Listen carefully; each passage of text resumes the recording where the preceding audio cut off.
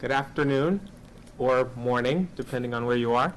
And thank you for giving us an hour or so of your time to discuss some frontier issues in peace and security and what's being done to embrace technological change. I'm Dalvin Brown. I'm a journalist at the Wall Street Journal covering personal technology, and I've always had a keen interest in innovation. As I'm sure many of you know, peace building and security are complex institutions and processes that can move slowly. Meanwhile, a lot of the disruptive technologies that I cover evolve at a rapid pace. Conversational AI tools like ChatGPT are evolving every day, while immersive technologies like VR can enhance how we experience life, conflict, and understand fragility around the world. So how does peace building keep up, adjust, or embrace technological change? That's what we're here to talk about today, and what might be possible in the future. So we'll hear from a diverse group of experts on our panel today. We'll hear from a UN practitioner who's applying frontier technologies in his daily work, a leading industry official from Booz Allen, and a technology thought leader who specializes in embracing technological change up there. So I'll turn my first question to you, Nate. As the Chief Technology Officer for Europe, Booz Allen, we've seen technologies roll out that can foster conflict and violence. For example, AI can be used to create fake videos, right? More recently, AI pioneers have said, warned of the potential downfalls of AI. But if someone flipped the script and applied, leading edge technology to peace building, what might that look like? Yeah, absolutely. So I think that's a great question. And, there are a ton of impressive technologies that we could spend a lot of time talking about that you could leverage in this space. But, given that we're here to talk about the metaverse and AI, I'll dig in a little bit here on the metaverse. I think, one of the things that's interesting too, especially your work in innovation, is the UN strategy for digital transformation. That very first kind of core tenet and goal of that strategy is innovation, right? And that doesn't necessarily have to mean emerging technology, but it certainly plays a part. So in that metaverse space, the metaverse is huge, right? It's so many different things to different people. So I think it's worth kind of digging in a little bit, and I'm going to focus a bit on the work that we do in the digital twins space. Is anyone here familiar with digital twins at all? Awesome. Okay, so digital twins, they're kind of metaverse adjacent or metaversey in the sense that it is a virtual representation of a physical object. It can be anything, right? It can be a wind turbine. It can be a facility. It can be an entire country. It can be, a human body part, right? It can be digital Nikes, of which I've probably made some poor investments in the past. But you can see, right, how a digital twin, is going to offer a lot of opportunities in the peace building space. So. You might say, for example, if it's some piece of machinery, testing that machinery out before you put it into the field. But there's actually, and I'll look at my notes for this, a couple of places where that digital twin work that's traditionally been more applied in, places that create conflict and violence. So, maybe mapping an enemy facility in order to, carry out some particular objective. We can now kind of take those same digital twin technologies in the metaverse and leverage them in some peace building environments. One that I really particularly love, there's this project that's currently going on called Forgiveness and Future Building out of the Queen's University in Belfast, where they actually built real-time societal digital twins for Northern Ireland, South Sudan, and Bosnia.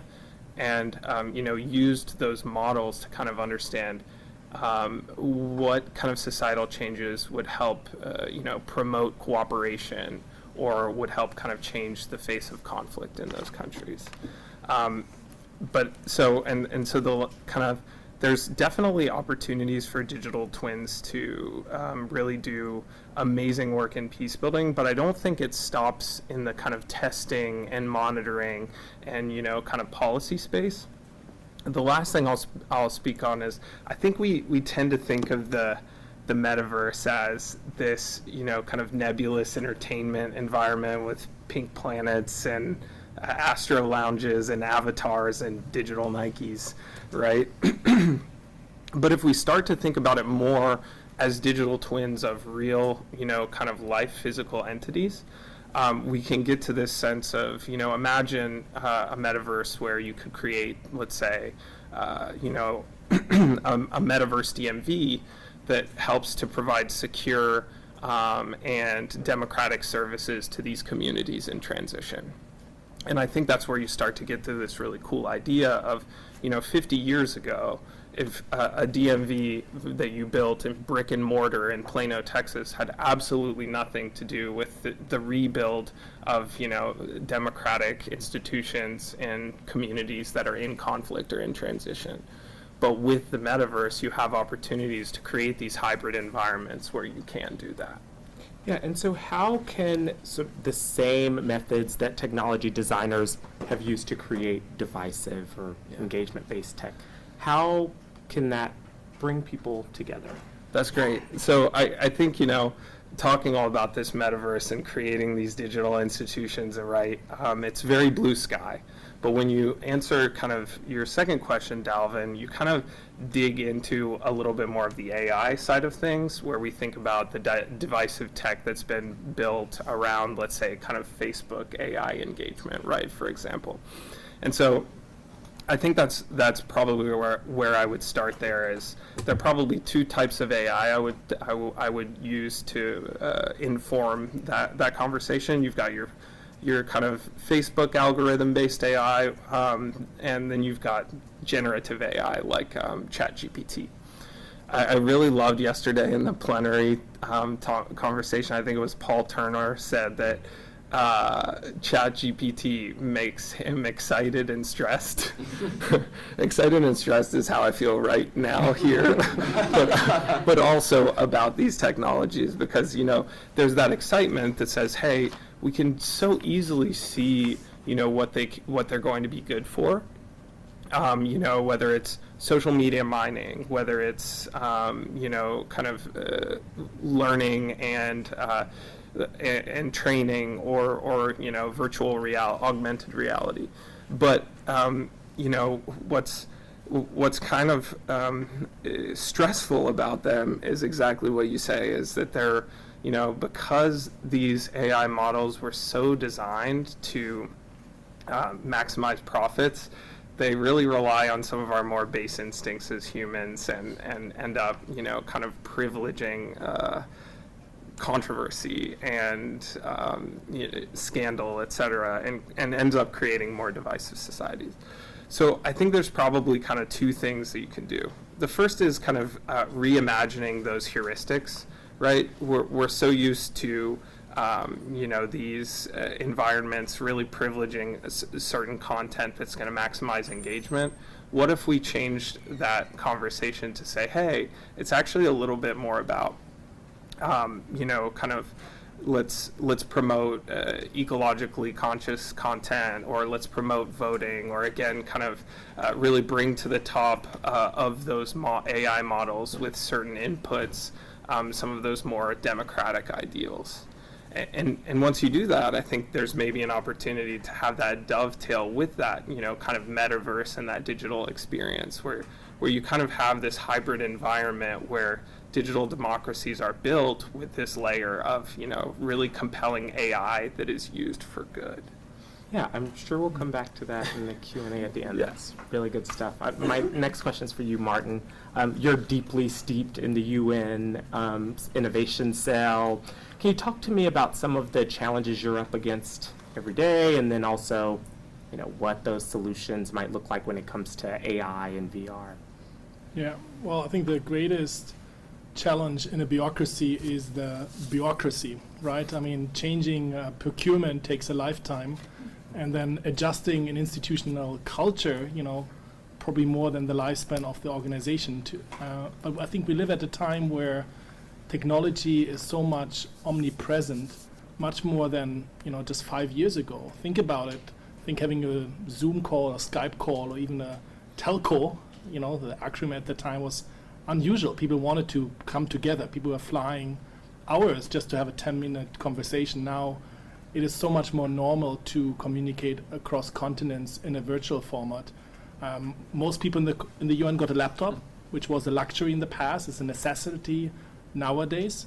And then there's a lot of invisible AI that I think enables our work. Think about telecommunication software that allows you to have compressions in low internet bandwidth situations, logistic support when you have to run an operation where you have to airdrop food within 24 hours, and many other examples where we don't see the technology. And I think that's an area where tech is very, very promising and also very, very powerful. And at the same time, indeed, I think at least over the last years, there was a greater emphasis on exploring emerging technologies, including machine learning, virtual reality, natural language processing, to enable us, solve wicked problems. Yep. Yeah, can you give us some examples? I hear you have a video. Maybe we can show some of this. Thanks for that. So I brought 2 documentaries that give you an idea for how we have applied virtual reality in the Security Council for the first time. It's not that UN member states haven't used VR in the past to get a sense for kind of conflict situations, but just in January 2022, which was last year, the Council for the first time received a briefing in the Council chamber. And that's like 76 years after the organization was created. And we did a small case study by interviewing council members at the time, political advisors and ambassadors, and that's what we're going to see. And afterwards, we're going to see the flip side to that. How is VR used for peace building? How does it allow you to walk each other's journey? How does it give you a chance to feel like what it's like to be on the victim side, on the perpetrator side? And that perspective taking, which we have addressed in peace building for a long time through different formats, theater and art, recursive storytelling can be accelerated through VR. So if I turn to Nick, he can play the first documentary to give you a sense for the diplomatic angle. Just a teaser, there's a 15-minute long... You're completely transferred from this room to in that setup. The immersion really helps you to relate with what's going on. It takes a moment to adjust, so I thought I was halfway there, but it's the depth that really brought me in. There is a very big impression that you are present. You are a bit maybe vulnerable even. You feel you are inside, living the event directly. It's like a field visit, a very comfortable field visit. You're much more concentrated. You don't have boundaries. More emotional. It seems so real. To see the ex-combatants' faces and to see them in the environment really brought home what the peace process is. It's a lived experience.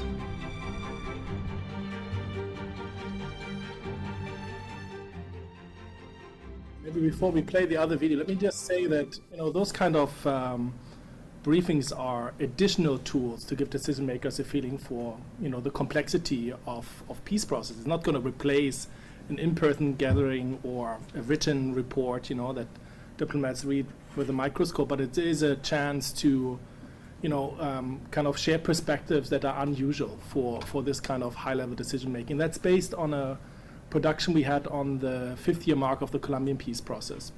And then if Nick plays the second clip, that gives you an idea for how Colombians perceive the same experience, which we did end of last year. And there were some interesting conclusions that I'm going to share after the documentary. It's in Spanish, but with subtitles.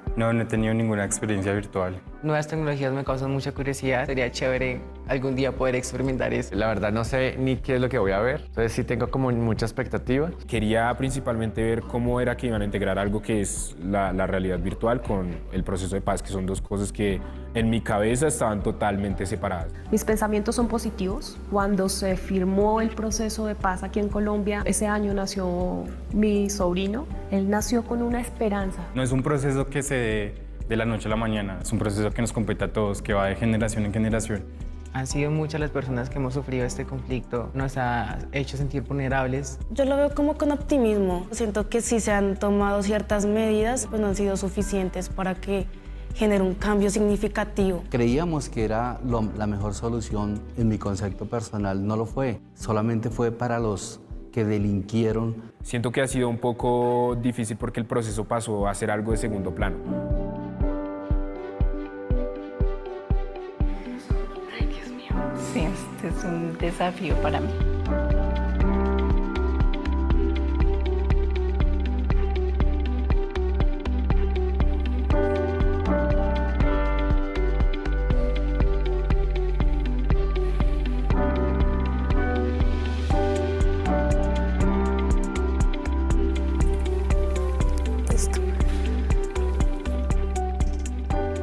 Recordé mi pueblo natal como personas que hemos vivido este conflicto armado. Logra que nosotros conectemos, nos sintamos como esa paz. ¿Sí? De verdad me encantaría que esta experiencia lo pudiera vivir mi mamá. Ella vivió muy directamente todo este conflicto. Me pareció impresionante el realismo que tiene, entrar primero desde el universo, ¿no? Y entrar a Colombia y ver esa geografía. Espectacular porque es una realidad virtual, pero es una realidad. Cuando uno cree que está en el helicóptero y mira para los lados y ver que la gente se le acerca a uno. Es como si estuviera ahí presenciando cada momento con ellos. No, qué experiencia.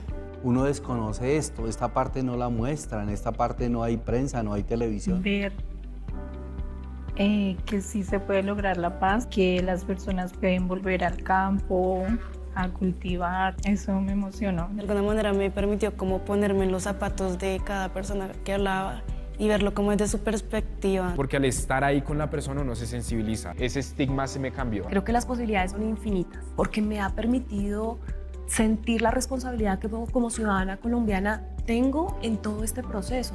Pero creo que esta oportunidad no la han tenido muchas personas. Creo que le cambia a uno la perspectiva, ¿sabes?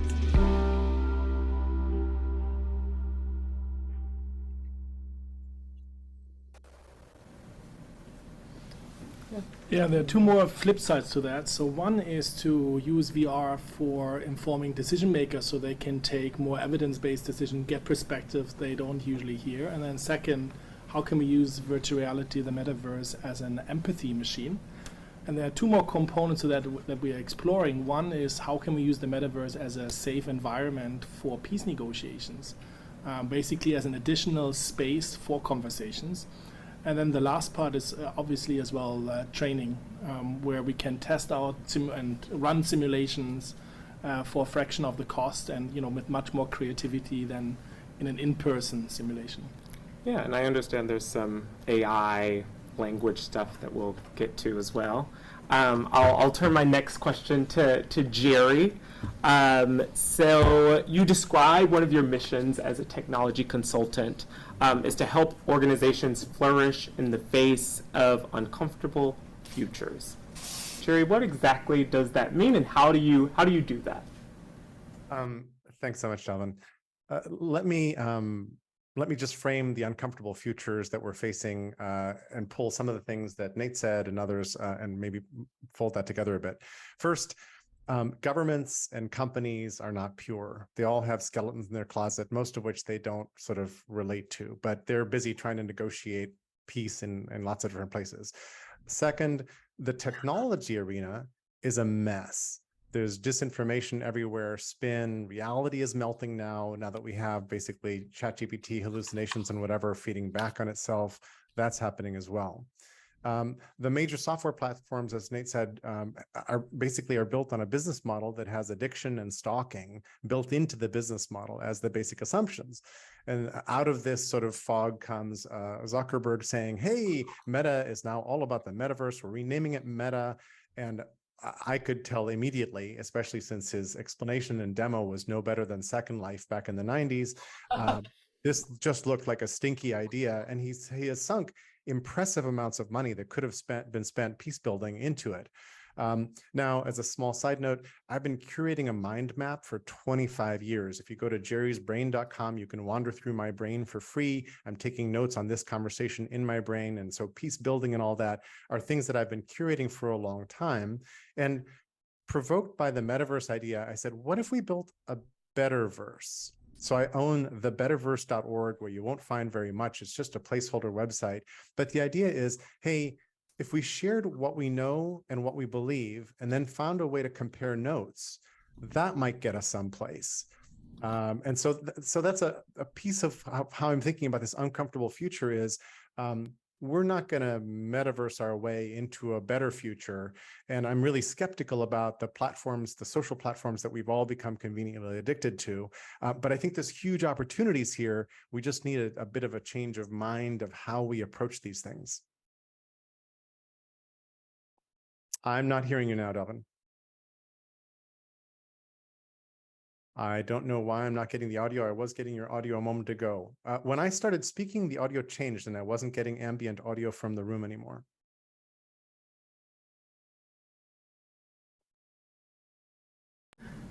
Now I hear you. Okay, great. So yeah, do you mind talking to us a little bit about how you would apply that specifically to peace building, and what's at stake if peace builders don't embrace an uncomfortable future, as you say? So peace building is really interesting because so much of it is just about trust, and trust is a very personal, very tangible sort of thing. I remember at one point hearing a speech by people who created the Rainforest Action Network, and they were busy trying to deal with Mitsubishi that was busy cutting down palm forests in Borneo for palm oil. And they told a long story, but at the third meeting, the chairman of Mitsubishi and the head of the Rainforest Action Network ritually exchanged business cards again, except this time, the Rainforest Action Network head had printed everything, all his information in Japanese on the back of the card, and the chairman of Mitsubishi had his card reprinted on recycled paper. And that tiny gesture gave them the understanding that there was a breakthrough here. And what happened was the chairman of Mitsubishi in between meetings 2 and 3 had traveled to Borneo and figured things out. Long story, but so much of this is about tangible, personal, small things and the building and rebuilding of trust. And so much of what we do online has a hard time with that. I feel like I know what's going on in most of my friends' lives because I now have peripheral vision into their lives as they post about their child graduating, their fight with cancer, whatever else it is. That's really cool. But the platform, as Nate said earlier, is busy spinning this all downward toward controversy, whatever will get more eyeballs viewing it. And so, for example, if I had a remedy to offer for Facebook, I would say, why don't we reorient Facebook so that it treats us as citizens instead of as consumers? And that would mean the ad model would probably have to go away. They'd have to charge admission to pay for like the servers and everything else. That would mean they might help us build a shared memory of what we believe and what we know so that we could perform civic duties like make policies and things like that. That might mean they would help us build knowledge out of the vast body of work that seems to be out there in the Google and everywhere else that seems somehow to be always just barely out of reach, because I see us struggling every day with really simple questions of fact and questions of like, what are we up to and why? And it's not that hard to manifest these things in much more useful ways. So I think there's a piece of peacemaking and peace building that is about showing up authentically and personally and making a human connection. And technology often gets in the way of that. And then there's a piece of it that's about representing what you believe and why and how in some relatively honest way. I will say that some arguments are completely fallacious and like easily disproven. So those people will not be motivated to participate in that way. And I will add the dark note that some people, some really intelligent people, are in the arena basically making sure that we don't have discourse. I call that denial of discourse attacks, and making sure that this whole thing spirals out of control anyway. So trying to make peace through technology is an earnest effort that is in a headwind. We're basically facing people who understand psychology, sociology, and what drives people, and are busy doing the opposite. And I think one of the big questions right now is, how do we debilitate that and show up for each other? Because the possibilities of superconductive communications at zero marginal cost, and I'm ignoring here the ecological costs of running the servers and all that good stuff. That's a whole separate conversation. But I'm sitting here with you paying no extra money to video into a meeting in a completely different city, and we just think of this as normal, which is awesome. Let's turbocharge that, but in ways that are good for society and civilization. Yeah, thanks for that. Lots to marinate on. But I would like to open this up for questions from the audience, from people who are tuning in, because I think we have a lot to unpack and discuss here. In the meantime, I think one of the things that I'm wondering is, are there other ways that we can make sure that these technologies are doing less harm and more good as we look ahead? You talked a bit about a Metaverse, but are there any other strategies, any other thoughts about, how do we make sure that this technology that we're investing in, that consumers are, embracing in some ways, is set up to serve people and rather than harm them? I'll offer just a quick response to that. I think, when you talk about these kind of blue sky ideas, right, the best way to kind of move forward is in concert with, different types of folks in the room with different backgrounds and different capabilities. So I think, kind of as a leader at a large tech organization, it really is incumbent upon me to, get into the room with the folks who have that heuristic knowledge, that understanding, that cultural knowledge, that linguistic knowledge of how peace building and peacekeeping should work, right?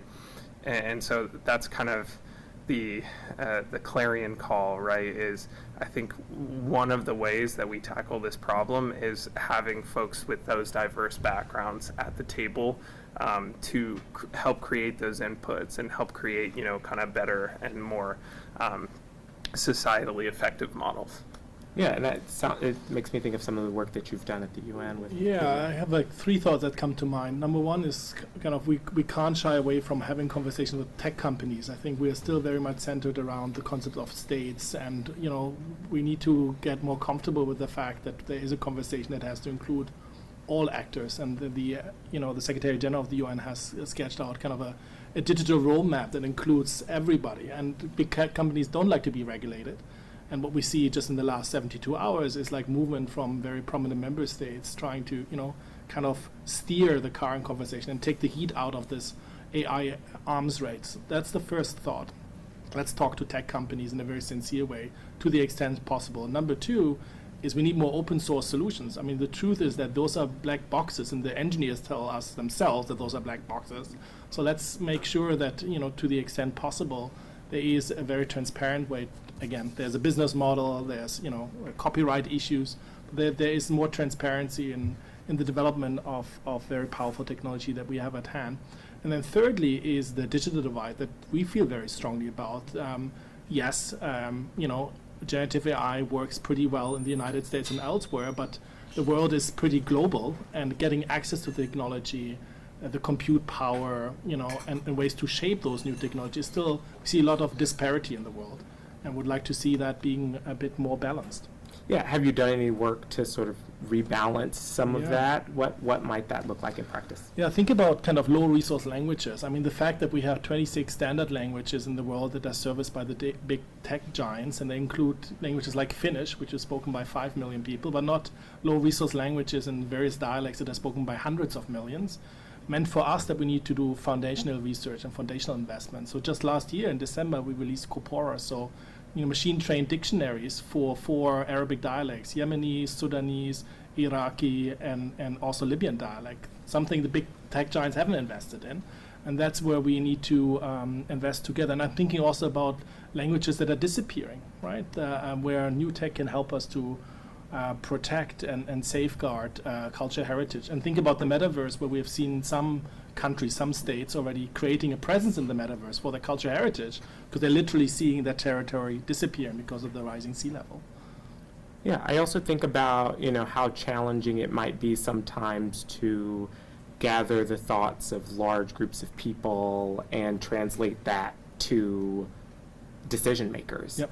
And I imagine there may be, there's a huge opportunity there, but would love to. Yeah, I mean, read a UN resolution. It's not super intuitive, and I bet there's probably nobody in the room apart from me who enjoys doing that, But what if you can prompt a generative AI to tell you the story in plain English, or in the style of your favorite actor, for instance, right? Or dumb it down for a 5-year-old. That democratizes conversation to an extent that we haven't seen before. And I think there's a lot of power in kind of new tech really enabling us to have a more democratic engagement with each other.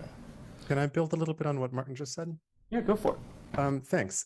Sort of two things. One is that I love the initiatives to crowdsource or functionally fund rebuilding languages that are dying out and cultures that are dying out.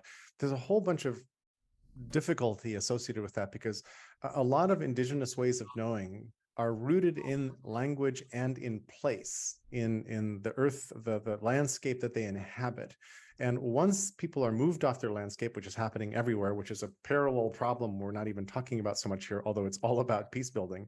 And once their languages are sort of out, first, it's difficult for me to imagine that those representations actually work in cyberspace, whatever virtual reality or AI we throw at them. These are intangible things that have so much to do, they're more spiritual than we are accustomed to in the Western world.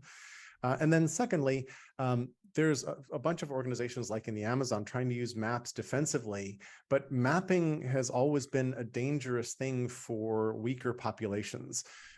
When the first maps get built in England, they are used to drive turnpikes across the country. The wealthy people know where the turnpike's going to be. They drive commerce. There's a town hall meeting from those days that you can read. And if you change the word internet in and substitute it in for the word turnpike, it would read like a modern thing, a modern screed about the dangers of the internet coming. It's amazing. And so all these technologies have this double-edged sword where you have to really understand their subtleties to apply them well. And that means we need more practitioners who have that experience and can share that knowledge and can basically create better rules of the road for doing this. And then back a little bit also to how do we govern or corral the technology? I'm afraid the horse is out of the barn. And I'm also afraid that this is incredibly difficult technology to rein in any way. And I'm also afraid that if a bunch of conscientious players rein in their efforts, what it means is it creates enormous slack for the not so conscientious members of society who are out there any place they want with server power to do whatever they can do to race ahead further. And we are in an arms race of code, and that is grim. And the best we can do is figure out how to make good intent contagious and how to expose the people with bad intent and figure out how to neutralize their activities, or best of all plays, bring them back into the fold. Yeah, that makes me think about, best practices or standards that might be helpful, at the intersection of peace building and technology. Do you have any thoughts of what those, what best practices or standards companies rolling these things out should employ? So I can chime in from our end. Well, we are literally figuring this out. There is a UNESCO policy on AI and responsible technology from 2018, if I'm not mistaken. And there are like different forums where one tries to shape an international consensus. And that's very hard because there are different cultures in the world and they have different relationships to tech and digital tech in particular, right? I mean, also table is tech, but not digital technology. Just to say that this conversation has started years ago, right? And now we're just facing a technology that is just mainstreamed and very mundane because it's, one can talk about it on TikTok. Now, a few things that are, I think, relevant from our end is not to create rules, but rather guardrails. if you think you, and I don't think it's a horse that's out of the barn, it's a tiger that is out of the box, more than a horse, you know. If we think we can tame that, you know, it's like telling, and we had at the university, telling students not to use Wikipedia 10 years ago. Think about it, right? There were professors saying, don't use Wikipedia, good luck with that. They installed IP kind of blockers at the university, good luck with that. You know, there are ways around that. So creating rules is a difficult one, but creating guardrails to explore in a sensitive way and starting a conversation about you know, what the possibilities but also what the risks are, and creating a venue for that is, I think, the way to go about it. And this has just started, and we have seen the UK coming forward with a proposal just 72 hours ago. The United States yesterday made an announcement on AI, making this a priority, and you will probably see more happening at the next General Assembly in September in New York, when, you know, various member states have to find an answer to those difficult questions.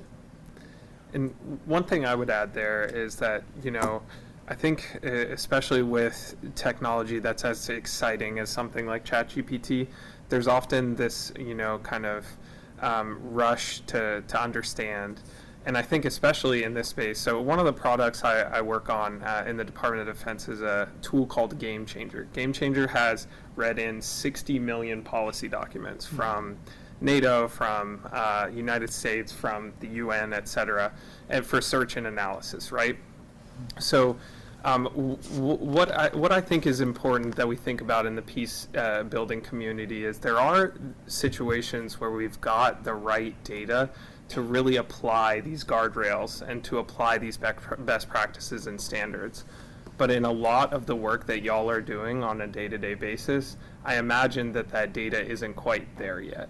So I think alongside these kind of high level, you know, kind of state understanding of these are the guardrails for how this should work, there should be, you know, those grassroots initiatives here in our community that, hey, we need to crawl and then we need to walk and we need to run. And it starts with data collection and curation here in our communities, so that when the next folks come along, you know, they have the ability to build on that. And then we get to that point where we can implement those best practices, those standards at the AI level. Yeah, I'm also curious about, you know, whether Jerry brought up mapping earlier and sort of, you know, how something that serves one group of people can, you know, do harm to others. I'm wondering if any of these technologies are overrated in a sense. You know, lots of companies are pulling back on their metaverse ambitions. You know, lots of AI announcements coming left and right, and I'm just curious, you know, what thoughts you guys have about that. I guess I can kick it off. I'll say ChatGPT, overrated. Metaverse, underrated. Sounds crazy. But I think, you know, we can definitely see all of the incredible benefits that ChatGPT can bring to our lives, and we've been inundated with, you know, kind of news information on that in past weeks, right? It really does require such kind of steep, such robust foundations in kind of big data to work the way that it's intended to work. So when you think about, let's say, an area in conflict, especially these areas in conflict that, like Martin says, you know, may not have, you know, digital records of policy, for example, or, you know, that internet presence that's necessary to kind of leverage some of these technologies. We're putting the cart before the horse a little bit by saying ChatGPT is going to be able to solve these problems. On the metaverse side, folks are pulling back, but again, and I'll shout out digital twins just one more time, is I do think there's opportunities for these really compelling hybrid, you know, kind of metaverse, physical world opportunities to really help scale and accelerate, you know, democratization and stabilization of areas in conflict during that peace building process. Yeah, thanks so much, Martin. I'm kind of on the opposite end of Metaverse and ChatGPT or GPT in general than Nate is, and part of we can have the Metaverse conversation maybe some other time. But GPT, like I watched blockchain come and hit, and I was like, intriguing. Like part of my experience has been as a tech industry trends analyst way back when, if I spent 15 minutes trying to understand something and much more than that beforehand, and I couldn't explain it back to someone, there was kind of a problem. And I saw this happen with the global financial crisis of 2008, 2009. If you looked at how CDOs and CDSs and all those things worked, and if you've ever watched the movie The Big Short or read the book, it's like when you can buy insurance on somebody else's asset without owning the asset and everybody can bet on everybody, that little scene in the movie is like, okay, there's something wildly wrong here, and somebody was asleep at the wheel, and whoever at AIG approved the sale of those things should not have a job anymore. They should be out on the street, and they didn't get fined. Nobody did the perp walk, and that's what seemed to be happening a little bit in sort of the blockchain world. It's like, oh wait, there's going to be some fraud here because nobody particularly knows how this thing works all the way through, and then we're doing all these side chains and funny variations that seem to break the rules of the fundamental object. Then along comes GPT, and it's not like this is new. This is GPT 3.5, now 4. Language stuff has been happening for a long time. A couple of years ago, Google demonstrated software that pretended to be a paper airplane and had a conversation with it at one of their meetings. I was like, that is happening. And if you've seen the stories of people using the GPT technology, you realize that you don't want to give it your bookkeeping. That's really stupid. It's bad at math. And there's sort of a subcategory of people who know how to use it and are busy trying to get attention by making it stumble, by saying, look, it can't pass this test. Dumb idea. There's a bunch of other people who tried and failed to get any good results from it, and they're kind of bummed, and they're like, no, this is never going to work. And then there's this other category of people who are doing magical things with it and learning prompt engineering or prompt craft and doing a fantastic job with it, saving work that would take months and doing it in seconds because the thing just spits out something really, really good that you can start with and then human back in the loop. And I'm really interested in what does peacekeeping prompt craft look like? So for example, if we had people expressing their belief systems and the evidence for whatever it is they're saying, you could then ask a system, where do my opinions agree with my opponent's opinions? And it would probably be able to go look at a large body of work and come up with some very interesting answers. And you could then say, let's get some beers and some wine, and let's basically celebrate that fact and go set those issues aside. Then you could sort of drill deeper on the places where you have difference, and then set up experiments, bring in experts, do whatever, but you need a persistent memory to do that. And we are drowning in the information flood and nobody seems to care. We're just like, there's a tsunami of information and I guess we're all just gonna get carried along. And if you get slashed by a window that came by, that's too bad. And I'm like, no. We don't wanna outsource our memories to Google and take the human out of the loop. It's really important that we treat these as superpowers and figure out how to use them well. And I could go on and on because this is a thrilling topic, but I'll pass the floor back to you. Yeah, Martin, you look like... Jerry, I can just promise you that we care, in the UN, like we are literally having those conversations, and we're having like prompt engineering labs with different parts of the organization thinking about how can it enhance our work on mobility, health, fighting hunger, poverty, and so forth, right? And I hear kind of the concerns, and I think we need to, at the moment, just push the machine to the limit and then fine-tune it, push it to the limit, fine-tune it, because we also, I think, just need to be reminded of what Roy Amara said, technologist from Stanford, who said and you probably, what I'm alluding to, we're kind of overestimating the immediate effects, right? We get so hyped and then we get disappointed. So there's this linear thinking, but like we get so quickly disappointed because we overestimate the immediate effect, then we underestimate the long-term effects. And when you spoke about blockchain, I was thinking about NFT. Remember that like 4 months ago in the New York Times, NFT, everybody was talking about NFTs in New York. People were talking about Security Council resolutions should be an NFT. I'm like, what are you going to sell here? It's a public document, It's like the app, like 3-5 years ago, let's have an app. And PeaceCon has an app. Jerry, you're missing out. You're missing out in the future because PeaceCon has an app which is customized for the conference. So Amara's law, but I would say let's enjoy the roller coaster run. Let's just like be in that, mindful that it might hurt. Have a helmet, and like just win speed and see where it brings us. Yeah. Well, let's turn it to the audience. Do you have any questions? So I'm going to take some prerogative because I curated the session, and then I'm gonna let my boss ask a question because she's my boss. Jerry, can you hear me? Jerry's doing jazz hands. I call them spirit fingers though because of the Bring It On movie. But so there's a story that ran in Time in January. We were talking about this before the event started. OpenAI, they outsourced with a firm of workers in Kenya to basically identify content, either verbal, so written content, or images that is obscene, offensive, and it was, there was a lot of kind of negative publicity around it because they were saying these people are getting paid $2 an hour to essentially look at very traumatizing material and then serve these people in the US who are, have much more money and are saying, oh wow, look at this fancy shiny technology, isn't it amazing?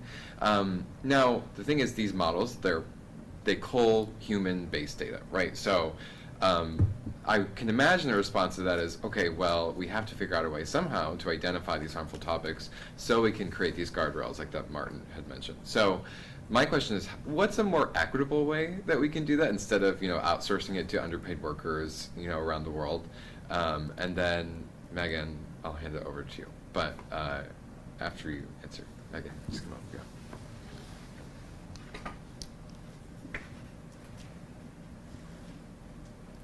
I have a UN answer to that, which is an obvious one, right? Yeah. Pay them appropriate amount of money. I mean, there are a lot of jobs that are underpaid. Think about like nurses, right? That have to wipe people's asses, or like, people that clean the street in New York City, which is probably not kind of an inviting job to do, but somebody does it, right?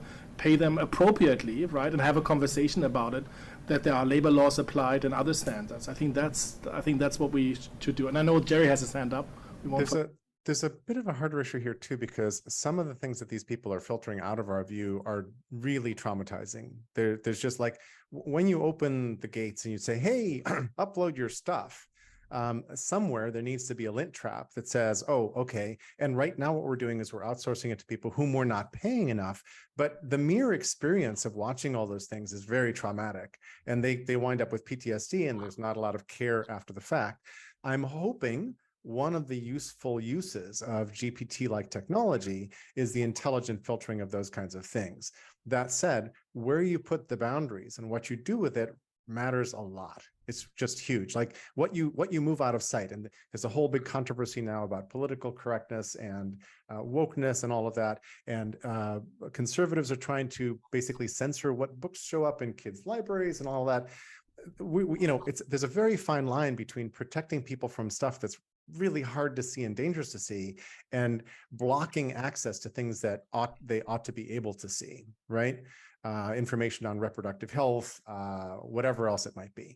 So we need to be very mindful of this, and it would be helpful if some highly visible institutions were to say, hey, here's some rules of the road. Everybody please follow these if you can. Like maybe a United Nations like institution, I don't know. Yeah, we have a. Jump in. So I'm Meg Prado, I'm Director of Policy and Advocacy at AFP. Thank you for being here and online. For a strong endorsement of the Spirit Fingers as a cheerleader for you. Yes. So I really appreciate you, Jerry. I have questions. So two. One is on gender. And so, not picking on you, but you are. This is an anal. We were going to have a woman speaker, and she's sick in the nerve surgery, but it is a manual, you're right. Yeah. But it's indicative of my concern of how AI and other technologies can be used in a way that will be detrimental to gender. And I was really appreciative of CSW this year, had a big focus on technology and gender, but how do we ensure that new programs and tools are created in a gender-sensitive way? So that starts, one, with HR. How do we ensure that there are enough women in tech to be in these conversations? And then two, in a decision-making place, and can actually bring that gender lens to the new tools to combat harassment. I mean, women experience gender-based violence, and gender minorities experience enough violence physically, and now it's spilling over into the digital space, and vice versa. You see digital violence being translated into physical violence. So that's one. And then I love the point on data collection, super critical, I agree with you. I think one thing we will need help with as a peacebuilding community is the language. How do we capture the correct language that we are tracking the indicators that make sense to both of our communities so that we can have that shared language and really use that data in a positive way. And then just one last observation. I'm very excited to see the way in which we can use AI and other tools on the atrocities, prevention, response, and accountability. And you're starting to see that, especially in Ukraine. There's lots of things being used, but let's keep moving that direction and hope we can continue this conversation. And I can just make one adding point. Megan, your first comment, you know, these large language models, they're cold on data from the internet, which is sexist, racist, homophobic. You know, I mean, the worst parts. That's not nice. Yeah, no, it's not. The worst parts of human nature are on the internet. So, just to kind of add to that question, but would love to hear. So I think it's kind of wild for the manel to be talking about gender in the first place, right? So I'll throw that out. But I think from the perspective of you know, tech leadership, I always see this like kind of virtuous loop between upskilling, education, and you know, kind of the platforms that we can create for not just women, but people of color and just anyone who's not looking like me, essentially, in these spaces, right? And so I think, you know, one of the things I kind of think about is, you know, with the rise in STEM education, there are so many candidates who are, you know, so diverse in many different ways. But there's kind of a piece where what are we doing in the peace building space within these organizations to provide, you know, kind of that first step so that someone with a bit of that STEM background can roll into that job and kind of grow, right? And at the same level, you know, what are we doing at universities to promote, hey, folks want to study conflict resolution, but what percentage of that starts to become about data collection and starts to become about STEM and like statistical analyses that, you know, kind of allow those two pieces to work together to provide that platform. And we've been pretty successful with that model. My team currently is 50%, and this is a large cloud platform at the Department of Defense, 50% women, 50% non-white, and 25% underrepresented minority in tech. It's awesome. And the team is just incredible. And I think it is all about like the change in STEM education, the fact that we're here in DC, right? And so it's easy to do here. And we have the tools and the ability and the factor endowments to do that today. The question is, how do you do it at scale across the world? So to chime in here, I mean, you already mentioned, you know, the focus on tech and like celebrating women in tech has been a big effort for the UN just like a few weeks ago. You know, kind of where are the CEOs of the big tech companies that are celebrated, you know, that reflect kind of that diversity. So from the UN side, we try to, you know, shed light at least on those the few that are out there. And then, you know, I was also thinking back to what Nick said with regard to the annotators. I wonder what's the gender balance there? Who makes decisions thumbs up or down, or what's good or not good? I've no idea, but would love to know. Footnote, I still wonder what happened with his hand, if those are the spirit fingers, you know. Not a bar fight. Very good.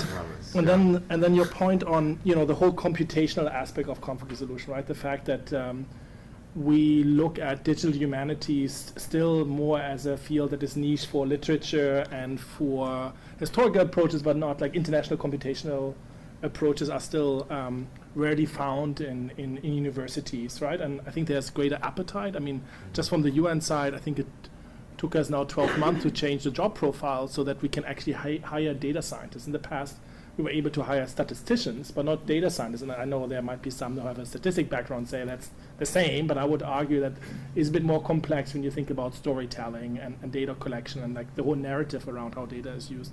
So I think that's kind of a pull and push at the same time between the practice, academia, and the industry in that context.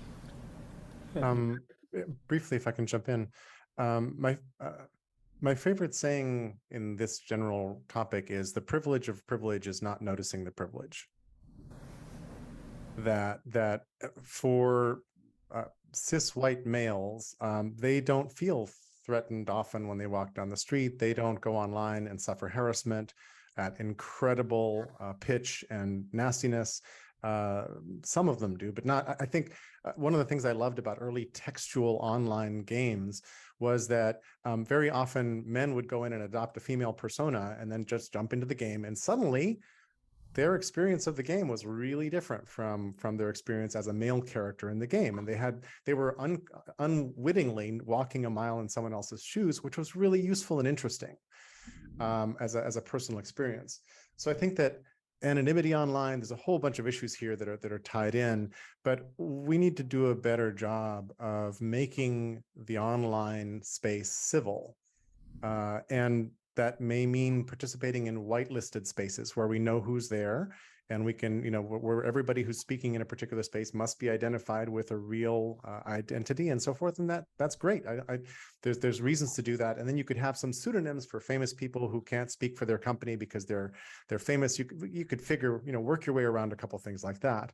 But there's a whole lot of issues there. And then separately, people who are struggling, people who don't have access, people have a lot better things to do than mess around online. And so I run several different communities online. It's hard for us to find diversity and balance, really hard.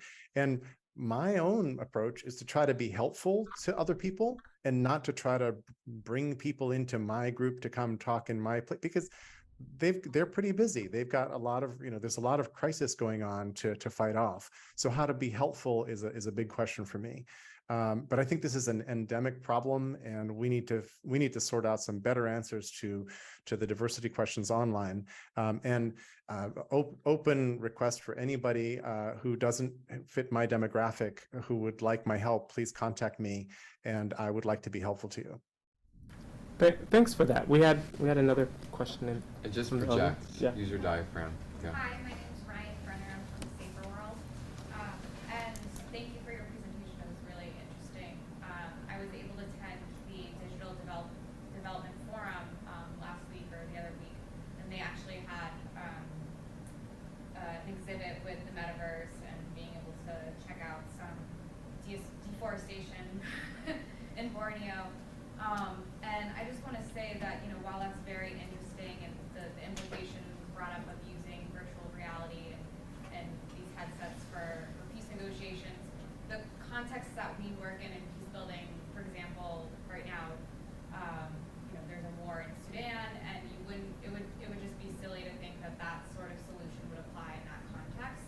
And I'm just wondering how we can work better together on creating AI tools that are actually responsive to all of the huge challenges that we face in peacebuilding, whether it's the human rights defenders, electoral violence, civic space, radicalization, gender-based violence. If we have all of these challenges, and the tools that sort of are coming out of tech seem like it's kind of like, well, we developed this for BMW's CEO to negotiate a new contract with their supplier. But we can also use it, in peacebuilding. Like, we can try to sell it to the UN, and the UN can use it. But what about tools that are designed specifically for us? Like, how do we get those created? I think about remesh, actually. Yep. Martin, if you want to. Yeah, happy to answer that. I feel, I'm equally passionate about kind of co-designing solutions that are fit for purpose, that are not just gimmicks. And I give you two examples, okay, just from our practice. One is social media monitoring. There are plenty of tools out there. You can buy a license, but they're brand monitoring tools. So they fit a broad market. So if you want to use them for political analysis, that doesn't really work. You can monitor the UN as a brand to monitor a complex peace process. I'm not going to name those tools now, but they don't work for that. So we started building our own tools inside the UN with academics, and to come up with basically a recipe cookbook, right? Where we draw from different solutions that fit our purpose when it comes to social network analysis, hate speech filters, other NLP tools, sentiment stance detection, that you don't find in those commercially available tools. And the downside of those commercially available tools is also that we can't look under the hood. I don't know how the algorithm runs, and I can't change it. It's like slick BMW 2023.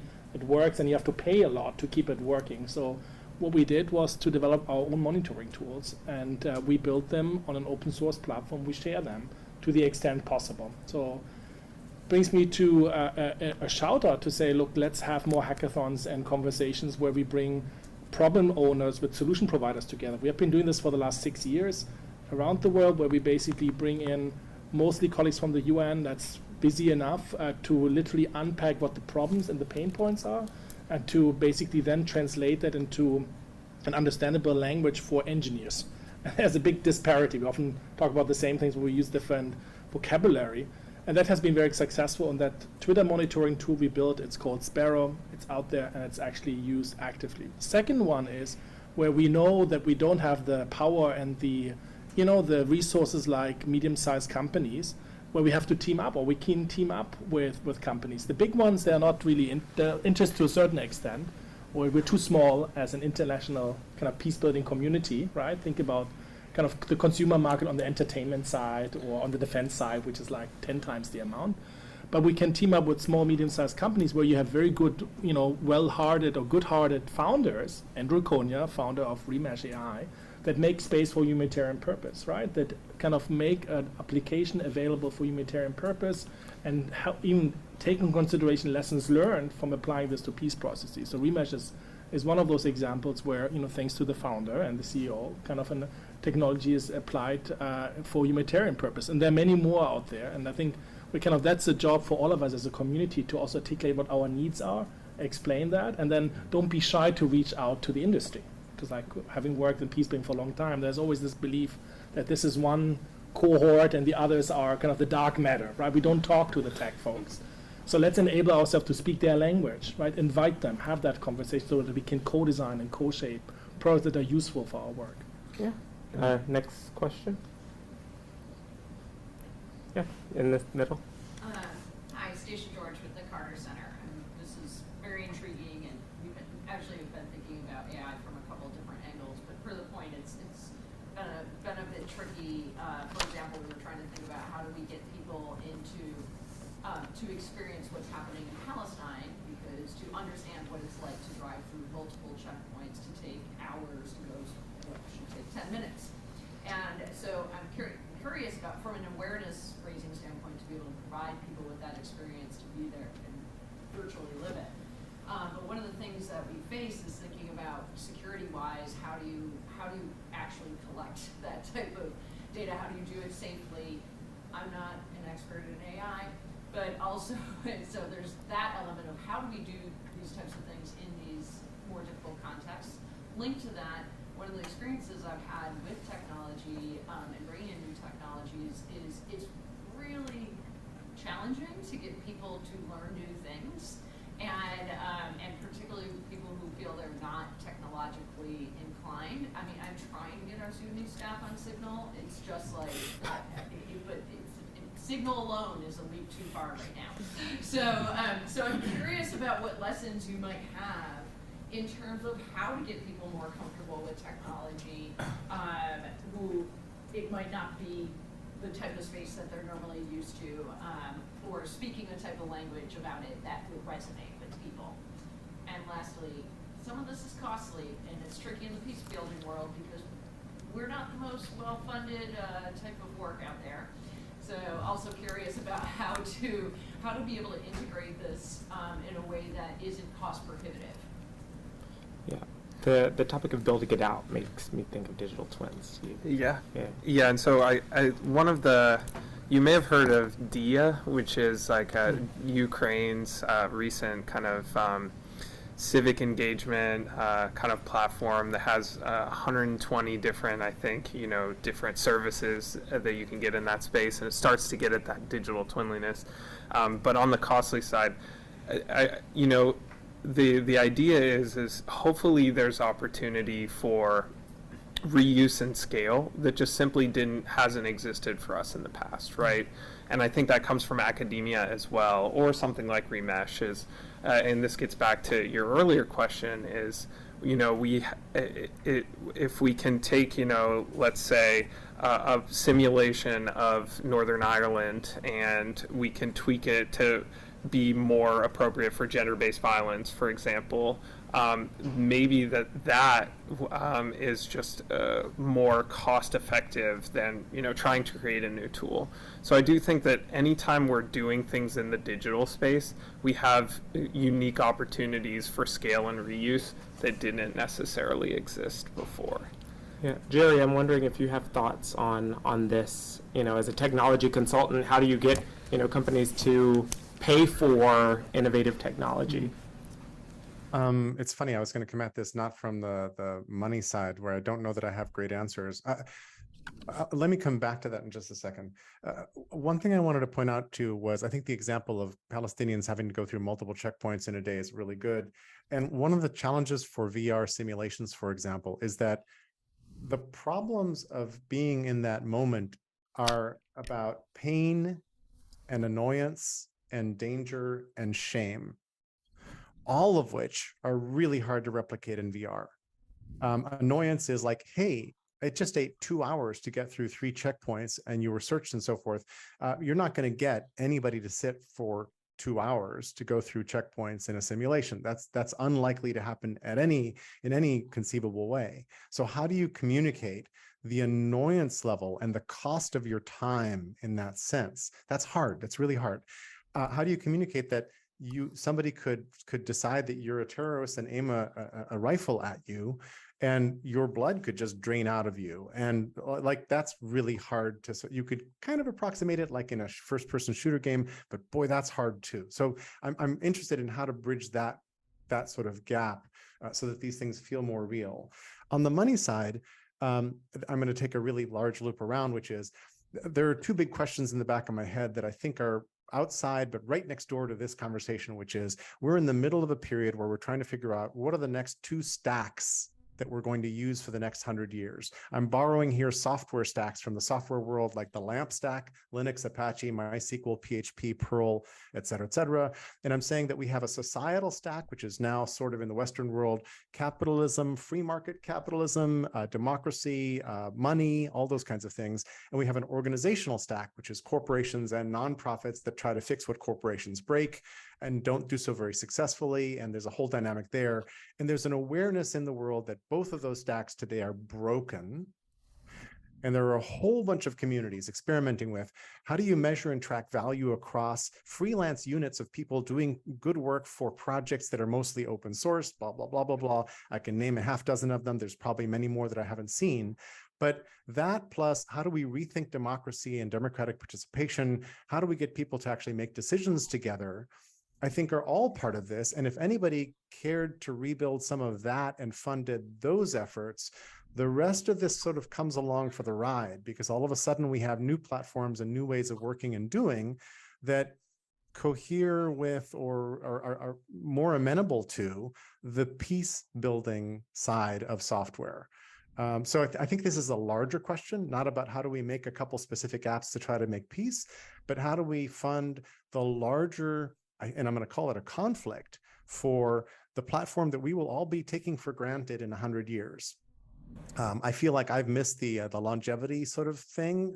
I think that kids born today will live to 140 years old comfortably, but I'm not gonna, damn it.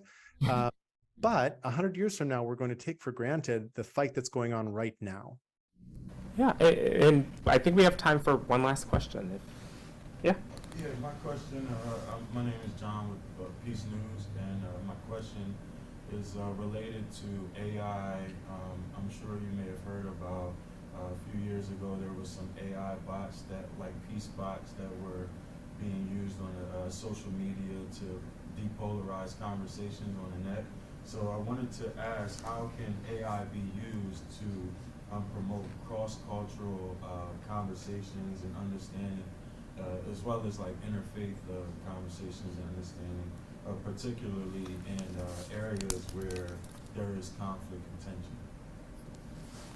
Happy to take that one. I mean, there's an area which is called bridging-based algorithm that looks at pockets of consensus, because currently we talked about kind of the use case of social media that kind of maintain bubbles, as kind of echo chambers. Like, how do you connect bubbles, right? Like societal bubbles or preferences, and that's where bridges come in, and kind of bridging algorithms help in that regard, which are provocations, because they serve you content you're not usually comfortable with, right? If you're eating quinoa all the time and you're vegetarian, you don't want to have that steak offer, kind of, or if you like to, be pro, I don't know, like a certain political party, you don't want to be hearing the other side all the time. So how do you inject that kind of dissonance in a way where, we can actually have a conversation and we don't keep the polarization alive? That's one point. The second one is, and I think Jerry alluded to that already, we're looking at that as well, is how do we find areas of consensus in a world where we are flooded with information, right? Where